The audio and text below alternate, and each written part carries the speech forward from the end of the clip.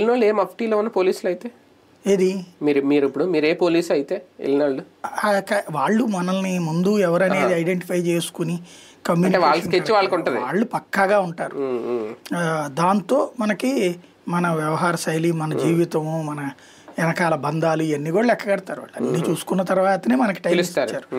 ఆ పిలిపిచ్చిన తర్వాతన మనం తీసుకెళ్తే అప్పుడు ఎక్కడ అడవులో ఒక రోజు అయిపోయింది.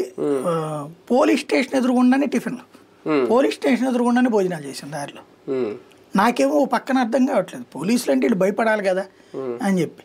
తర్వాత నేను కూర్చున్నప్పుడు అడిగితే నేను వాడిని అనేది ఆడికి ఎట్ట తెలుస్తుంది సార్. అది ప్లస్ ఏంటంటే వీళ్ళకి వాళ్ళ కదలికలు కూడా తెలుస్తాయి, పోలీసులు ఎలా ఉన్నారు ఏంటి అనేది. ఇక్కడ నుంచి పోలీస్ స్టేషన్ ఎదురుగుండానే తిన్నాం, పోలీస్ స్టేషన్ ఎదురుగుండా దాదాపు అరగంట సేపు ఆడే కూర్చున్నాం.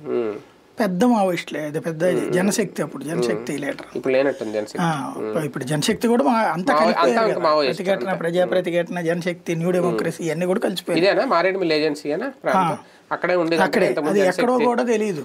తీసుకెళ్లారు ఆ రాత్రి పూట్లో ఒక ఇంటి దగ్గరికి తీసుకెళ్లారు. అది మామూలు బస్తీ లాంటి ఒక పల్లెటూరు.